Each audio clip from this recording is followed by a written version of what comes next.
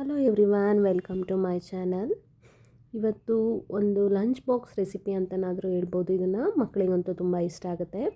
ಈ carrot rice ಮಸಾಲಾನ ಹೇಗೆ ಮಾಡೋದು ಅಂತ ನೋಡೋಣ. ಒಂದು ಕಡಾಯಲ್ಲಿ ಎಣ್ಣೆನ ಹಾಕ್ಕೊಂಡು ಸ್ವಲ್ಪ ಕಡಲೆ ಬೀಜನ ಹಾಕ್ಕೊಂಡು ಫ್ರೈ ಮಾಡ್ಕೊಳ್ಳೋಣ.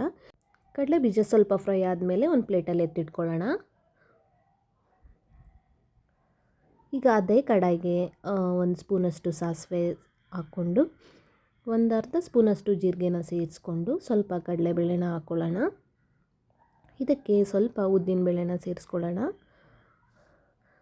ಆಮೇಲೆ ಇದಕ್ಕೆ ಸ್ವಲ್ಪ ಗೋಡಂಬಿನ ಹಾಕ್ಕೊಂಡು ಫ್ರೈ ಮಾಡ್ಕೊಳ್ಳೋಣ. ಸ್ವಲ್ಪ ಕೆಂಪುಗಾಗೋವರೆಗೂ ಫ್ರೈ ಮಾಡ್ಕೊಳ್ಳೋಣ ಇದನ್ನೆಲ್ಲ. ಇದಕ್ಕೆ ನಾನೀಗ 2 ಹಸಿಮೆಣ್ಸಿನ್ಕಾಯಿ ಹಾಕ್ಕೋತಾ ಇದ್ದೀನಿ.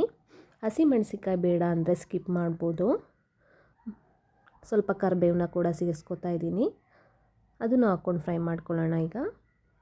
ಈಗ ನಾನಿಲ್ಲಿ ಒಂದು 2 ಈರುಳ್ಳಿ ಹಚ್ಕೊಂಡಿದ್ದೀನಿ. ಇದನ್ನು ಹಾಕ್ಕೊಂಡು ಸ್ವಲ್ಪ ಫ್ರೈ ಮಾಡ್ಕೊಳ್ಳೋಣ. ಈರುಳ್ಳಿ ಸ್ವಲ್ಪ ಕೆಂಪುಗಾಗೋವರೆಗೂ ಫ್ರೈ ಮಾಡ್ಕೊಳ್ಳೋಣ. ಇದಕ್ಕೆ ನಾನಿಲ್ಲಿ 2 ಕ್ಯಾರೆಟ್ ತೊಗೊಂಡಿದ್ದೀನಿ, ದೊಡ್ಡದು. ಕ್ಯಾರೆಟ್ನ ಈ ಥರ ತುರಿದಿಟ್ಕೊಂಡು ಸೇರಿಸ್ಕೊಳ್ಳೋಣ. ಇದನ್ನೆಲ್ಲ ಸ್ವಲ್ಪ ಚೆನ್ನಾಗಿ ಫ್ರೈ ಮಾಡ್ಕೋಬೇಕಾಗತ್ತೆ. ಕ್ಯಾರೆಟ್ ನಮಗೆ ಕಣ್ಣಿಗೆ ಒಳ್ಳೆಯದು ಮತ್ತು ಇಮ್ಯುನಿಟಿನ ಬೂಸ್ಟ್ ಮಾಡುತ್ತೆ. ಇದರಲ್ಲಿ ವಿಟಮಿನ್ ಎ ಕೂಡ ಇದೆ ಮತ್ತು ಡೈಜೆಷನ್ಗೆ ತುಂಬ ಇಂಪ್ರೂವ್ ಮಾಡುತ್ತೆ. ಇದರಲ್ಲಿ ಫೈಬರು, ಪೊಟ್ಯಾಷಿಯಮು ಮತ್ತು ಲೋ ಕ್ಯಾಲರೀಸ್ ಇರುತ್ತೆ. ನೀರು ಹಾಕ್ಕೊಳ್ದೇ ಇದನ್ನು ಫ್ರೈ ಮಾಡ್ಕೋಬೇಕಾಗತ್ತೆ. ಈ ಟೈಮಲ್ಲಿ ಇದಕ್ಕೆ ನೀವು ಉಪ್ಪು ಹಾಕ್ಕೊಂಡು ಕೂಡ ಸೇರಿಸ್ಕೋಬೋದು. ಉಪ್ಪನ್ನ ಹಾಕ್ಕೊಂಡು ಫ್ರೈ ಮಾಡಿಕೊಂಡ್ರೆ ತುಂಬ ಚೆನ್ನಾಗಿರುತ್ತೆ.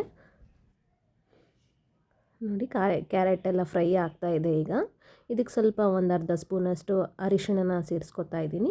ಒಂದು ಅರ್ಧ ಸ್ಪೂನಷ್ಟು ಖಾರದ ಪುಡಿನ ಸೇರಿಸ್ಕೊತಾ ಇದ್ದೀನಿ. ಇನ್ನೊಂದು ಅರ್ಧ ಸ್ಪೂನಷ್ಟು ಧನಿಯಾ ಪುಡಿ ಕೂಡ ಹಾಕ್ಕೊತಾ ಇದ್ದೀನಿ. ಇದನ್ನೆಲ್ಲ ಚೆನ್ನಾಗಿ ಮಿಕ್ಸ್ ಮಾಡಿಕೊಂಡು ಚೆನ್ನಾಗಿ ಫ್ರೈ ಮಾಡ್ಕೊಳ್ಳೋಣ.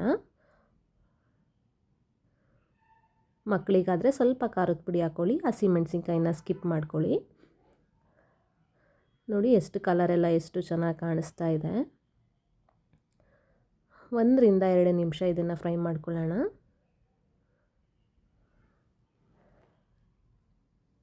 ನೋಡಿ, ಕ್ಯಾರೆಟ್ ಈಗ ಎಲ್ಲ ಫ್ರೈ ಆಗಿದೆ ಚೆನ್ನಾಗಿ. ಇದಕ್ಕೆ ಮಾಡಿಟ್ಟಿರೋ ಅನ್ನನ ಸೇರಿಸ್ಕೊಂಡು ಎಲ್ಲ ಚೆನ್ನಾಗಿ ಮಿಕ್ಸ್ ಮಾಡ್ಕೊಳ್ಳೋಣ. ಇಲ್ಲ ಬೆಳಿಗ್ಗೆ ಬ್ರೇಕ್ಫಾಸ್ಟ್ಗಾದರೂ ಮಾಡ್ಕೋಬೋದು. ಮಕ್ಕಳು ಲಂಚ್ ಬಾಕ್ಸಿಗಾದರೆ ಬೇಗನೆ ಮಾಡಿಕೊಡ್ಬೋದು. ಮಕ್ಕಳಿಗೆಲ್ಲ ಕ್ಯಾರೆಟ್ ಇಷ್ಟ ಅಲ್ವಾ? ಈ ಥರ ಮಾಡಿಕೊಟ್ರೆ ತುಂಬ ಚೆನ್ನಾಗಿ ತಿಂತಾರೆ. ನೋಡಿ, ಎಲ್ಲ ಚೆನ್ನಾಗಿ ಮಿಕ್ಸ್ ಮಾಡ್ಕೊಳ್ಳೋಣ.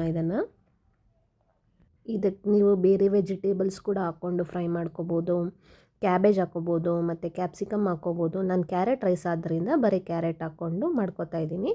ತುಂಬ ಚೆನ್ನಾಗಿರುತ್ತೆ. ಸ್ವಲ್ಪ ಅನ್ನಕ್ಕೆ ಉಪ್ಪೆಲ್ಲ ಸೇರಿಸ್ಕೊಂಡು ನಿಂಬೆ ಹುಳಿನ ಹಾಕ್ಕೊಂಡು ಕೊತ್ತಂಬರಿ ಸೊಪ್ಪು ಸೇರಿಸ್ಕೊಂಡ್ರೆ ಕ್ಯಾರೆಟ್ ರೈಸ್ ರೆಡಿ ಆಗುತ್ತೆ.